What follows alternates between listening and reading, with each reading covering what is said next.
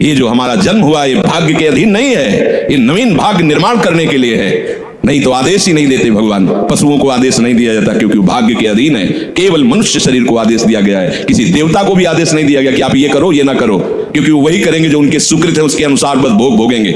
आगे कुछ नहीं कर सकते, नवीन कर्म नहीं कर सकते, न नारकी जी कर सकते हैं, न स्वर्ग के कर सकते हैं। सब अपने अपने परिणाम को केवल भोग रहे हैं। यहां परिणाम उपस्थित करने का अवसर है। आप जो चाहो अपना परिणाम कर सकते हो। आप चाहो नरक जाओ, चाहे स्वर्ग जाओ, चाहे नारायण बन जाओ, जो चाहो कर सकते हो। मनुष्य शरीर है तो ऐसा शास्त्र स्वाध्याय और पंडिताई ज्ञान किस काम का जो भगवत प्राप्ति प्रारब्ध पे छोड़ दे। तो कुछ जन हैं जो शास्त्र स्वाध्याय करके या संतों की वाणी सुनकर इस विचार में आते हैं कि मुझे क्या करना चाहिए, परिवार का पोषण या भगवत प्राप्ति। दो विभाग कर ले इसलिए खतरा है, निर्णय नहीं कर सकता।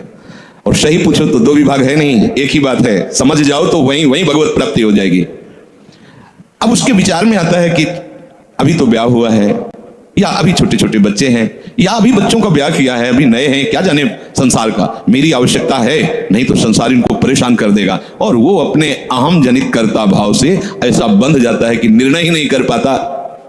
श्री चरणदास जी कह रहे हैं, ए भाई समझो, जिस कर्तव्य को तुम विचार करके झूठे भाव को कर्तव्य मान रहे हो, अरे माया के दीवाने, अरे हिया नहीं रहना, करना अंत पयाना। यहां से जाना है, यहां से जाना है। ये भूल जाते हैं, माया की ऐसी भूल भुलैया है कि हमें शरीर में राग और शरीर संबंधियों के राग में सुख मिलने लगता है और लगता है कि मैं अविनाशी हूं। वैसे मैं तो अविनाशी ही है, पर विनाशी को लेकर मैं ये भूल कर बैठता है। और जिसको पकड़ा है वो सब विनाशी, सब विनाशी। गो गोचर जहां लघु मन जाई, सो सब माया जानो भाई। दुनिया में लाखों का मेला जुड़ा, हंसा जब जब उड़ा तो अकेला उड़ा। समझो, ये माया की चाल है जो तुम्हें समझने नहीं दे रही। अरे भाई समझो, समझो, अरे माया के दीवानों, यहां से हमें जाना है, जाना है। कुछ साथ नहीं ले जाना है, कोई साथ नहीं जाएगा। बस तुम फंस गए हो मोह दलदल में। ये कुटुंब का मोह ऐसा मोह है कि कैसे तुम्हें बताएं। याद ही नहीं आती कि मुझे जाना है, याद ही नहीं आता कि सब छूटना है। ये समझ में नहीं आता कि मैं आया किस लिए। बड़ी विचित्र भूल भुलैया है। मोह कुटुंब के अवसर खोयो। दो बातें आती हैं, परिवार का पालन पोषण, ये धर्म पालन करूं, या हरि का भजन करके भगवत प्राप्ति करूं। तो बोले मोह कुटुंब के अवसर खोयो। अवसर मिला है तुमने, भलो पायो दांव रे, चूक ना अवसर प्यारे, भलो पायो दांव रे। बड़ा अच्छा अवसर मिला है भजन करने का, चूक गए तो फिर पछताना पड़ेगा।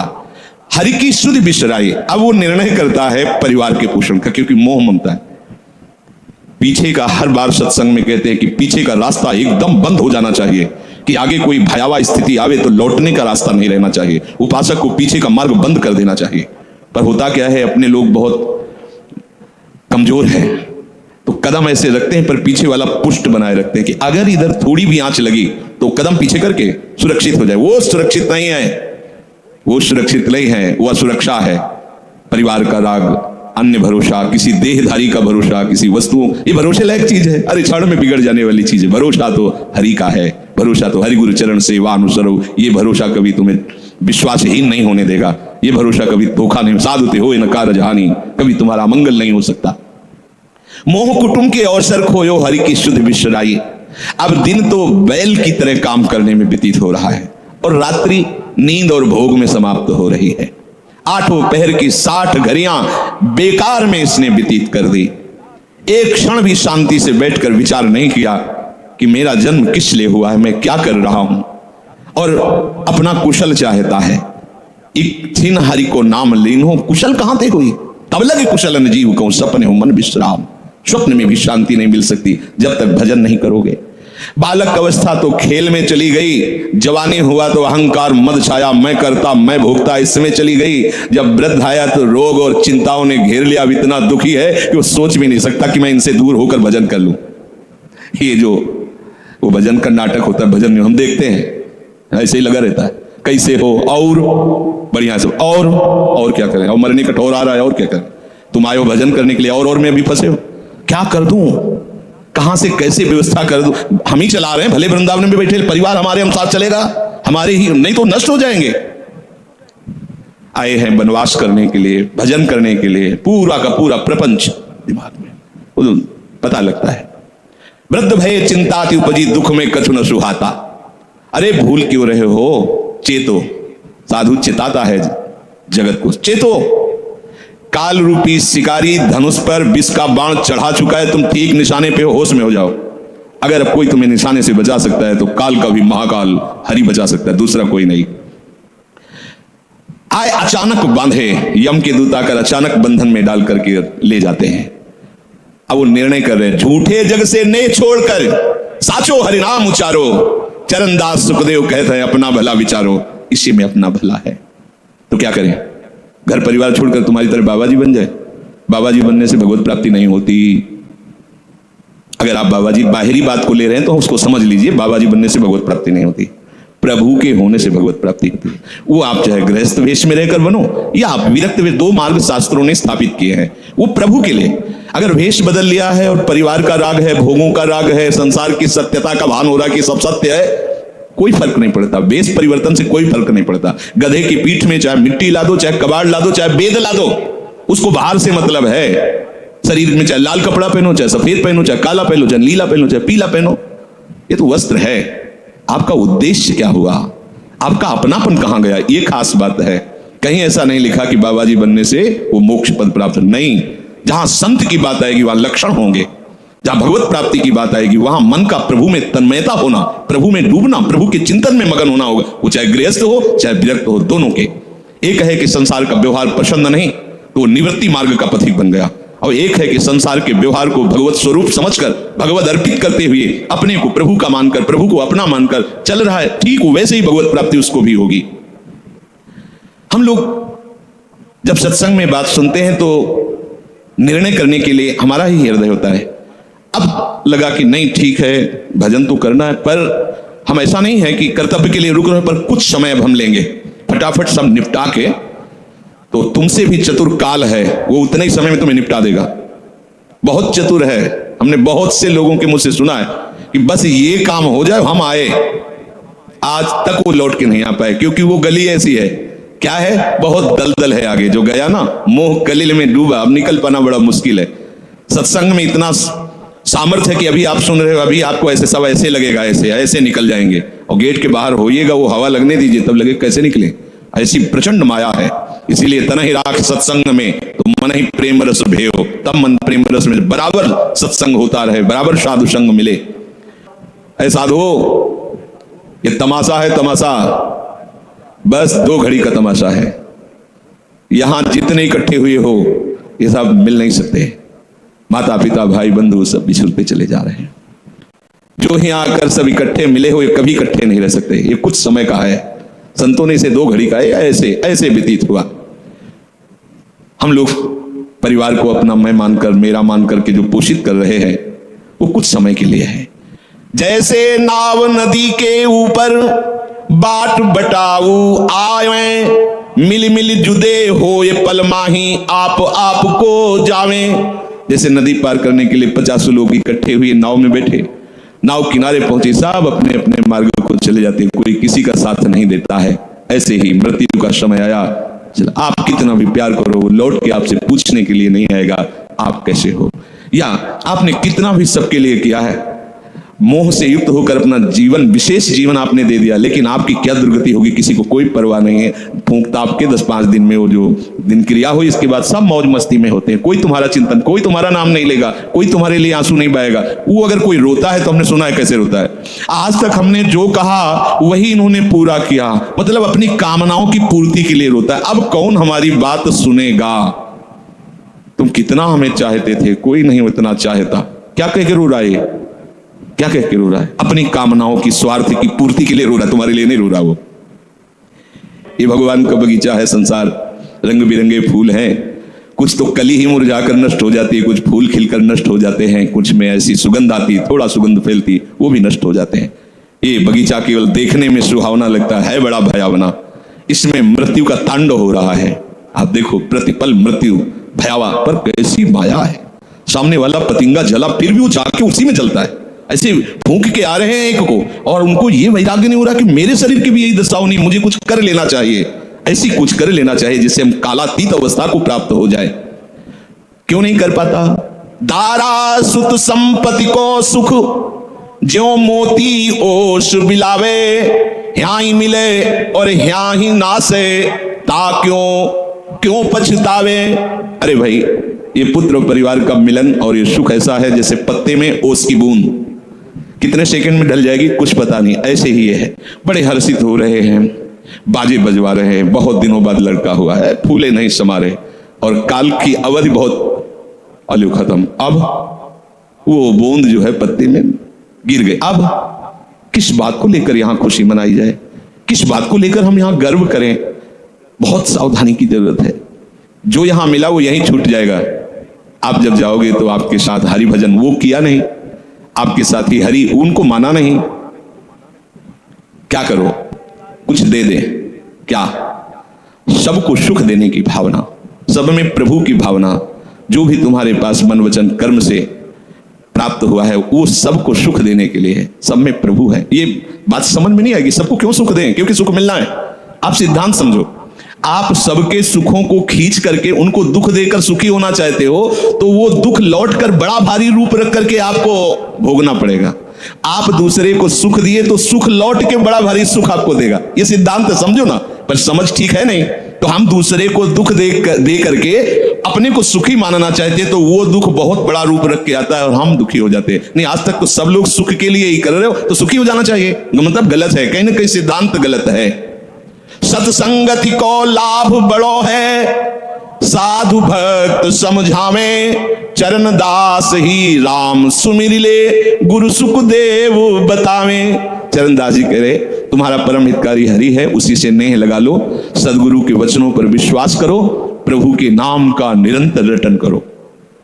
अब ये बात हमारी समझ में आई सत्संग के द्वारा कि हमारे जीवन के जो दो बात उद्देश्य बन रहे थे कि एक तो क्या करें, परिवार का पोषण करें या हरि भजन करें, तो दो भाव जो बने थे उनको तो मिटा दो, दो है ही नहीं।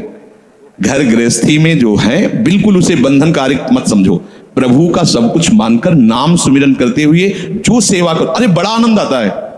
आपको लगता है कि बैठकर भजन होता है, बिल्कुल ये मन की चाल है, नहीं होता।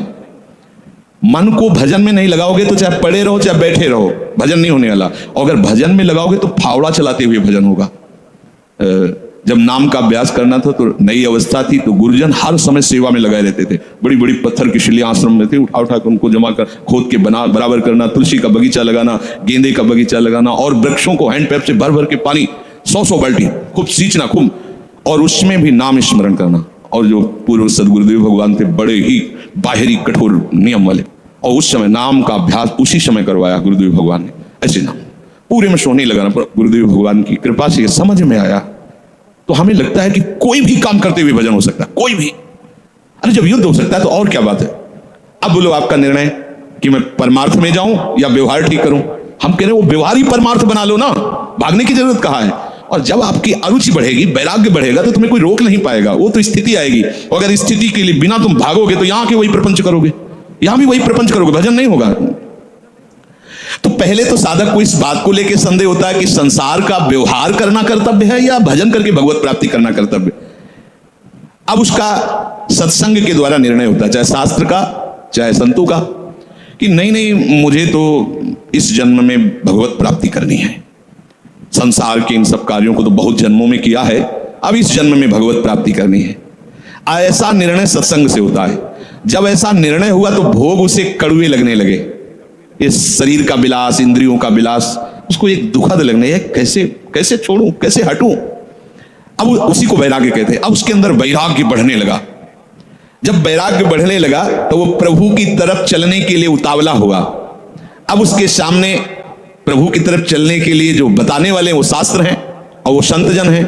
अब इतने संत जन हैं कि उनकी सबकी अलग अलग साधना है, अलग अलग उपासना है। इतने शास्त्र हैं कि उनकी अलग अलग धाराएं हैं, और बिना इसके कल्याण नहीं होगा। हर सब कोई कहता है हमारा मार्ग ठीक है, सब सिद्धांत कहते हैं इससे भगवत प्राप्ति, इससे भगवत प्राप्ति, इससे ऐसा, इससे। वो साधक फंस जाता है कि चलूं तो किस में चलूं। उसके सामने साध्य और साधन विषयक तरह तरह के भेद साधकों के द्वारा, संतों के द्वारा, भक्तों के द्वारा डाले जाते हैं सामने। फिर शास्त्र को पढ़ता तो बहुत सी बातें शास्त्र में निकलती हैं। अब वो बेचारा परेशान हो जाता है कि अब मैं क्या करूं। संसार का तो सत्संग के द्वारा समझ लिया कि ये ठीक नहीं, मुझे भगवत प्राप्ति, पर कैसे भगवत प्राप्ति करूं। अब इसका निर्णय करना उस नवीन साधक के लिए बहुत कठिन होता है। परंतु भगवत कृपा का वो जिसने आश्रय ले लिया वो यहां टिकता नहीं इस संशय में। परमार्थ भगवत कृपा से पुष्ट होता है। सबसे पहले प्रभु हरि को गुरु बनाना चाहिए, वही सबके गुरु हैं। जब हम घर से निकलने की सोच रहे हैं उस समय वो सोच भी गुरु दे रहा है, वो हरि गुरु उस समय सोच भी दे रहा है वही। तो जब हमारी ऐसी स्थिति आती है कि हम निर्णय नहीं कर पाते तो अंदर से प्रभु को पुकारना चाहिए, हे गुरुदेव हरि, आप प्रकट रूप में मिलो और मेरा समाधान करो। अब जो ही वो अंदर से ऐसी दशा में प्रभु की शरण होकर के पुकारता है तो भगवत कृपा उसे सदगुरुदेव के रूप में प्राप्त हो जाती है। ये ओहो, जो मैं खोज रहा था वो मिल गया। वो अंदर से भगवान उसको वहां पहुंचा देते हैं, वो बात सुनवा देते हैं, वो संयोग बैठाल देते हैं, जिससे उसके सारे संशय नष्ट हो जाते हैं। अब वो संपूर्ण शास्त्र और संपूर्ण संतों के मत को प्रणाम करके अपने गुरुदेव की आज्ञा पर चलने लगता है। अलग अलग वर्णन है संप्रदायों के सिद्धांत, अलग अलग शास्त्रों की युक्तियां वर्णन है। हम कितनी युक्तियां कितनी चलेंगे तो एक युक्ति में ही। तो इतनी बात समझ लेना है कि हम प्रभु के अंश हैं, इसमें किसी भी संप्रदाय का कोई कटाक्ष नहीं। जीव प्रभु का अंश है, इसमें किसी भी संप्रदाय की कोई टिप्पणी नहीं है ना, ठीक है। दूसरी बात, संसार भगवान की माया है, सब संप्रदाय है ना, तो इस माया को त्यागना है। बात समझ में आ गई। तीसरी बात है भगवत प्राप्ति करनी है। ये तीन बातें किसी भी संप्रदाय में कहीं भी कोई काट नहीं इनकी। हम प्रभु के अंश हैं, ये संसार माया के द्वारा रचित है, संसार का, संसार के भोगों का त्याग करने वाला ही भगवत प्राप्ति की योग्य होता है। भगवत प्राप्ति करना हर संप्रदाय का लक्ष्य है, चाहे उपासना कुछ भी हो। संसार का त्यागना हर संप्रदाय का लक्ष्य है। कोई भी आप शास्त्र सिद्धांत या संप्रदाय देखिए, संसार के भोगों का, संसार की आसक्ति का त्याग, और हम प्रभु के हैं, ये सिद्ध बात है। किसी भी संप्रदाय में हो, जीव भगवान का अंश है, ये निश्चित बात है। तो ऐसा निर्णय गुरुदेव की कृपा से स्वाभाविक हो जाता है कि अब सब सिद्धांतों को भले सुन लें, लेकिन हमें चलना का हमें पता है। हमारे गुरुदेव ने हमें बता दिया है, हमारे माई श्यामाजू को राज, हमें चलना। राहु को काहू मनाई दिए, पर मेरे प्राणनाथ श्री श्यामा शपथ करो तृण छिए, मन क्रम वचन त्रिशुद्ध सकल मत, हम श्री हित हरिवंश उपासी, हा हरि रा राधा वा वृंदावन सा सहचरी। साधक की बुद्धि गुरुदेव के प्रताप से उपासना में निश्चल हो जाती है। एक एक बात को समझिए। प्रभु कह रहे जिस काल में शास्त्रीय मत भेदों से विचलित हुई तेरी बुद्धि निश्चल हो जाएगी, परमात्मा में अचल हो जाएगी, उसी काल तू योग को प्राप्त हो जाएगा। कैसे होगी निश्चल? अगर हम शास्त्रों में तो भटकते रहो। कई बार समझने के बाद भी ये निश्चय होता था कि ये आश्रय ठीक है या अहम ठीक है, क्योंकि जब एक हम बहुत श्यामा वही ब्रह्म बहुत रूप, मैं भी तो ब्रह्म हूं ना। मैं भ्रम से अपने को अंश मान रहा हूं, भ्रम से अपने को जीव मान रहा हूं, भ्रम से अपने को शरीर मान रहा हूं, वही हूं। सेवक से विभाव बिन भाव न तरी उर्गारी। कागभूषण जी कह रहे बिना सेवक और स्वामी के भाव के संसार से तरा नहीं जा सकता। एक में है सेवक स्वामी भाव के बिना नहीं तरा जा सकता, और एक है कि जब तक सेवक स्वामी भाव भेद है तब तक अविद्या है, अविद्या है तो मोक्ष नहीं। बड़ा झंझट है, बड़ी समस्या है। उसका समाधान केवल गुरुदेव के वचन से होता है। मोक्ष मूलम गुरु कृपा, वो बता दे ऐसे चलो, बस दूसरे के नहीं सुनना। दूसरा कोई गलत नहीं है, बहुत से मार्ग हैं, बहुत से संप्रदाय हैं, बहुत से सिद्धांत हैं। हम सब संप्रदाय, सब सिद्धांत, सब मार्गों को एक साथ नहीं निर्वाह कर सकते। एक मार्ग में चलेंगे तो जो हमें गुरुदेव मिले भगवत प्रेरणा से, उनके द्वारा बताई हुई साधन पद्धति में अपनी बुद्धि निश्चल कर दे। निश्चल कोटि जन्म लग रगर हमारी बरऊ शंभुनता राहु कुमारी, इसे निश्चलता कहते हैं, इसे अटल कहते हैं। चाहे जितनी परीक्षा ले लो, चाहे जैसा दुख दे दो, चाहे जैसा प्रलोभन दे दो, लेकिन अब अपने प्रियाजू के गोरे चरणारविंद के सिवा अन्य आश्रय नहीं ले सकते। ये अचल बुद्धि हो गई। साधक की बुद्धि निश्चल हो जाती है कि अब तो मुझे केवल प्रिया प्रीतम का नाम रटना है, प्रिया प्रीतम की सेवा करनी, प्रिया प्रीतम के भरोसे में रहना और प्रिया प्रीतम के पास ही जाना है। ये निश्चय लगभग ऐसा तो हो गया होगा, क्योंकि सत्संग सुन रहे हैं बहुत काल से। कई बार सत्संग में कहा चित्त का समाधान हो जाना ही उपासना की परिपक्वता है। यदि आपसे कोई प्रश्न करे कि आपका उपासना का स्वरूप क्या है, तो श्री राधाजुग चरण निवास, बस आगे कुछ है नहीं। हमारा केवल उपास्य तत्व प्रेम, प्रेम का मूर्तिमान स्वरूप लाडली लाडली के गोरे चरणारविंद, बस। भजन साधन ये सब उनकी कृपा से हो रहा है। हमारा लक्ष्य केवल लाडली, भरोसा केवल लाडली, अपनापन केवल लाडली। अभी जीत गए ज्यादा जैसी तरिवंश प्रपंच बंच सब काल ब्याल को खायो, यह जिए जान श्याम श्यामा पद कमल संग सिर नायो। मुझे प्रियालाल को प्राप्त करना ये दृढ़ निश्चय हुआ गुरुदेव की कृपा से। ऐसा दृढ़ निश्चय होने वाली बुद्धि को अचल कहते हैं। जब दृढ़ निश्चय हो जाता है तो साधन अब सिद्धावस्था में परिणित होने लगता है। ध्यान रखना, जब तक ये करें कि ये करें कि ये करें कि ये करें ऐसा चलता रहता है तब साधक रहता है। और जब ये निश्चय हो गया है अब उसका साधन सिद्धावस्था की तरफ जा रहा है, क्योंकि अब उसको निश्चय की जरूरत नहीं, वो हो चुका है। प्यारे जो वृंदावन धाम नाम रूप लीला उनके गुणों का गायन, ये हमारा तय हो चुका है, इसमें कोई मिलावट नहीं होगी। अब साधन नहीं हो रहा, अब वो धीरे धीरे परिपक्व हो रहा है, गाढ़ हो रहा है, वो सिद्धावस्था की तरफ जा रहा है। तभी प्रभु कह रहे हैं कि बुद्धिस्तदा योग मवाप्स्यसि, अब वो योग को प्राप्त हो रहा है। निश्चय हो गया, अब योग को प्राप्त। देखो निश्चय है कि नहीं, ना हो तो कर लीजिए। अब हमें साधन संबंधी जिज्ञासा नहीं रहनी चाहिए कि मुझे क्या करना है। अगर ये जिज्ञासा रही मुझे क्या करना है तो सब किया कराया माटी हो गया। मुझे क्या करना है, प्रियाजू कहूं, प्रियाजू के लिए श्वासें, प्रियाजू के लिए शक्ति है, उन्हीं के द्वारा दी, उन्हीं की, चाहे गृहस्थी में हूं चाहे विरक्ति में हूं, प्रियाजू कहूं, प्रियाजू के लिए चेष्टा करूं। प्रियाजू ही हमारी मालिक है, हमारे जीवन का पूरा अधिकार प्रियाजू को है। अब वो दुख दें सुख दें, लाभ है हानि है, दुर्गति है नरक है स्वर्ग है, इसकी मुझे कोई परवाह नहीं। इतना तो निश्चय हो जाना चाहिए। और इतना निश्चय हो जाए तो भगवान से भी कृपालु हमारी लाडली जी हैं। भगवान को बहुत करुणा समुद्र कहा गया है भी, लेकिन उस करुणा समुद्र का गाढ़ रूप श्री लाडली जी महाराज है। अरे इनके भरोसे हो जाने पर अलबेली सरकार है, कहीं आज तक पर जल्दी कोई भरोसा इधर का पा नहीं पाता, क्योंकि एकांतिक महल है, और जिसे भरोसा मिल गया और निहाल हो गया। अब उसे प्रियाजू के साथ नित्य संयोग का अनुभव होने लगेगा। ध्यान दीजिए, बुद्धि का निश्चय, उपासना का परिपक्व अवस्था की तरफ पदार्पण हो रहा है। अब उसे प्रतिपल लग रहा है कि प्रियाजू हमारे साथ है। लग नहीं रहा है, छिन छिन बिहरत संग, सेवक जी कह रहे हैं, छिन छिन बिहरत संग, छिन छिन निरखत प्रेम भरी, और छिन जस कहत अभंग, ये जो कृपा हरिवंश की। निश्चय में जितनी कमी होती है भगवत प्राप्ति में उतनी ही देरी होती है। निश्चय में जितनी कमी होती है भगवत प्राप्ति में उतनी देरी होती है। क्रिया से भगवत प्राप्ति नहीं है, निश्चय से भगवत प्राप्ति है। निश्चय गुरु कृपा से होता है, गुरु वचनों से होता है, सत्संग से होता है। जब बुद्धि अपने आराध्य देव में निश्चल हो जाती है तो उसे नित्य योग का अनुभव होने लगता है।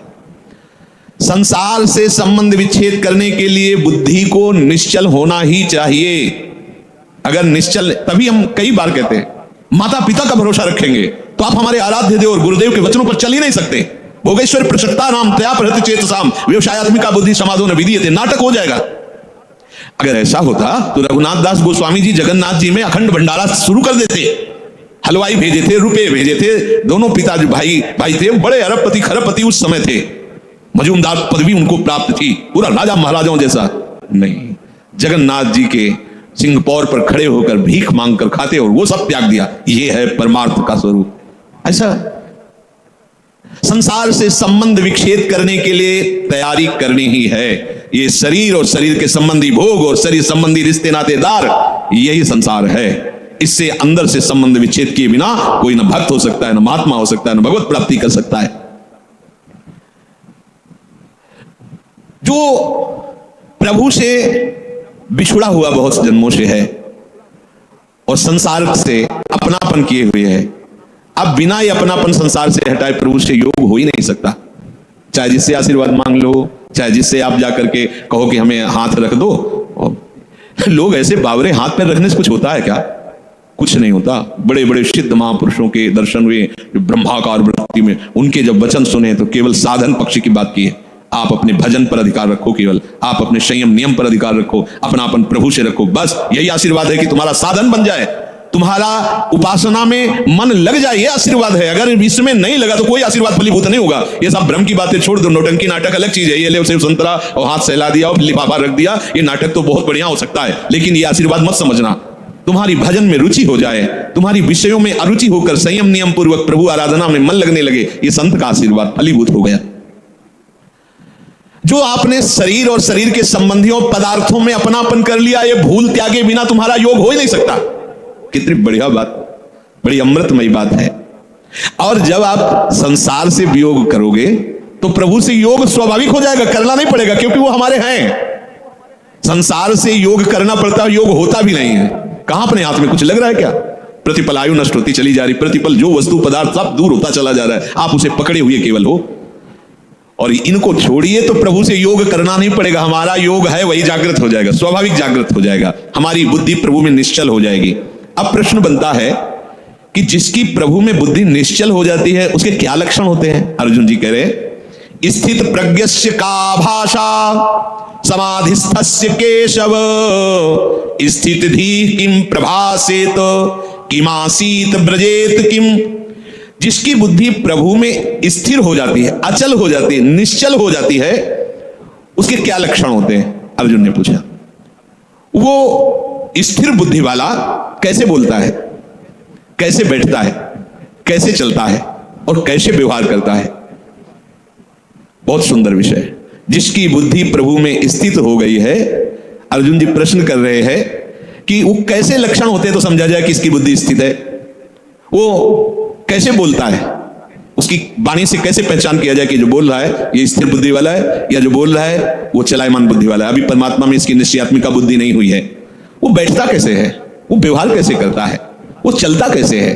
अर्जुन जी ने ऐसा प्रश्न किया तो प्रभु उत्तर दे रहे हैं कि प्रजहाति यदा कामान, बहुत अमृत में वचन है, प्रजहाति यदा कामान सर्वान् पार्थ मनोगतान् आत्मन्येवात्मन तुष्टः स्थित प्रज्ञस्तदोच्यते। जो स्थित प्रज्ञ बुद्धि, स्थित अचल, जिसकी बुद्धि अपने आराध्य देव में अचल हो गई है, किसकी? जिसकी संपूर्ण कामनाएं भली भांति शांत हो गई है। सर्वान् कामान, संपूर्ण कामनाएं प्रजहाति भली भांति शांत हो गई, अब कुछ नहीं चाहिए। वो अपने आप से अपने आप में संतुष्ट रहता है। इसके दो भाव हैं कि वो अपने आत्मस्वरूप में नित्य आनंद में डूबा रहता है, भक्ति में वो अपने आप से अपने आप में आनंदित। अपने आप कौन है? हमारे प्रभु है। किसी क्रिया से नहीं, किसी पदार्थ से नहीं, बाहरी किसी सपोर्ट से नहीं, इसलिए अपने आप से, आत्मन्य वात्मना तुष्टा, अपने आप से। प्रियाजू को सबसे ज्यादा प्रसन्नता और सुख पहुंचाने वाली बात है आपको अपने आप को दे देना है। यही सबसे बड़ी सेवा है। हम लोग बचा के अपने को रखते हैं और पदार्थ आदि देना चाहते हैं। हम महीना तुम्हें दे सकते हैं, हम रुपये क्या भोग सामग्री दे, लेकिन हम, हमारे लड़के, हमारा परिवार, हमारी ये, हमारी हम, ये सब मायाकृत है वस्तु, जो जहां जैसा ठीक है आप अपने आप को दे दो। ऐसा नहीं हो पाता। आप अपने आप को बचा के रखते हैं, अपना अस्तित्व बना रखते हैं, रंग नहीं आएगा। मैं ये मन आदत सो मई बुद्धि में निवेश है, मेरे में मन बुद्धि को अर्पित कर दो। फिर जब आता है कि कैसे करें, फिर वो साधन पद्धति प्रारंभ कर दी जाती है। नहीं तो सही पूछो तो इसमें साधन का कोई योग नहीं होता। आप समझ नहीं पाते, इसलिए साधन का योग कि करो, धीरे धीरे आपकी जो पूर्वाभ्यास हो मिटे, तब ये बात सीधे प्रियाजू की प्राप्ति के लिए आप पर्याप्त हैं। निश्चय कर लो श्यामाजू की।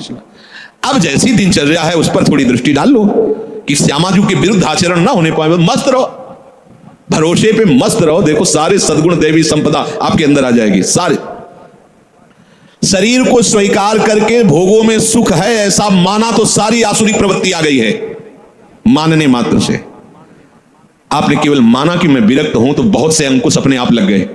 विरक्त हूं, जहां आपकी मान्यता होती है वैसा रंग चढ़ने लगता है। मैं प्रियाजू का हूं, प्रियाजू मेरी हैं, ऐसी मान्यता से सारे भागवतिक सद्गुण आ जाएंगे जो महात्मा में होते हैं, जो रसिकों में होते हैं, जो भगवत प्रेमियों में होते हैं। अब ये बात समझ में नहीं आती, इसलिए फिर लगाया जाता है आप ऐसा करो, इनको त्यागो, उनको, छोटे छोटे छोटे छोटे सब करते हुए जब यहां आता है, अगर वो अपने आप को नहीं दिया, ये सब कर रहा है तो उसका फल होगा प्रियाजू नहीं मिलेंगी।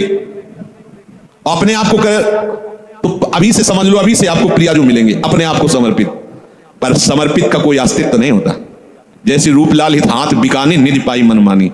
अब ये समझ पाओ तो समझ पाओ, नहीं तो फिर साधन में लगो। धीरे धीरे जब साधन में लगते जाओगे तो अभी क्या है, इतनी बहिर्मुखता है कि फिर क्रियाओं को, फिर क्रिया जिनसे होती है उन करणों को जब हम धीरे धीरे उधर मोड़ने लगते हैं, तो चूंकि इन्हीं के पीछे हम चल रहे थे, यदि उल्टा है बात, इन्हीं के पीछे चल रहे थे, इसलिए धीरे धीरे लगने लगता है मैं प्रियाजू का हूं। ये बहुत लंबा सफर है। अगर आप स्वीकार कर ले मैं प्रियाजू को, तो आपके करण, आपकी चेष्टाएं सब अभी इसी क्षण से प्रियाजू को समर्पित होने लगेंगी। वो समझ नहीं आती, क्योंकि बहुत समय से अपनापन शरीर और शरीर संबंधी भोगों और शरीर संबंधी रिश्ते नातों में, इसलिए कहने का होता है अरे नहीं अब तो हमारे माता पिता आप ही हो, अब तो जब अवसर आता है तो माता पिता के पास होते हैं, एक भी बात गुरु की नहीं माननी, एक भी बात शास्त्र की नहीं, ये कहने सुनने से कोई बात नहीं बनती, स्वीकृति से होता है। यहां प्रभु कह रहे हैं प्रजहात यदा कामान सर्वान पार्थ मनोगतान। जब उपासक ये निश्चय कर लेता है कि प्रभु के सिवा मेरा कोई नहीं, अब जो कामनाएं होती वो सुख के लिए होती, कोई भी कामना, ये खाऊं, ये देखूं, ये सुनूं, चलो हमारी ऊंची स्थिति नहीं पर उसे हम प्रियाजू के ऊपर छोड़ देते हैं। अगर हमें हलवा मिलना है पाने को तो तुम ना करो, तुमको वही पाना पड़ेगा, जिधर भी जाओगे हलवा मिलेगा, क्योंकि तुम्हें पाना है प्रियाजू को पाना, और नहीं पाना है तो चिंता नहीं करते रहो, मिलना नहीं है, क्योंकि आप तो काहे को चिंता। अगर कामना स्फुरित भी होती है तो उसे सीधे प्रियाजू को समर्पित करो। देखो प्रियाजू ये बात है, एक तो समर्पित करने की जरूरत नहीं, उनका मकान वो खुद जान रहे, कौन सी खिड़की टूट रही, कौन सा कहां क्या हो रहा, उनका मकान है ये, बिल्कुल सीधे समझो। जब मकान नाम में कर दिया तो उसकी छिपकली भी उसी में हो गई, जाला भी हो गया, मकड़ी भी हो गई, और उसकी जो गंदगी वो भी उन्हीं के नाम हो गई। आप समझो, बिल्कुल समझो मकान। राधे राधे भक्तों, महाराज जी का हर एक प्रवचन हमारे जीवन को बदलने के लिए काफ़ी है।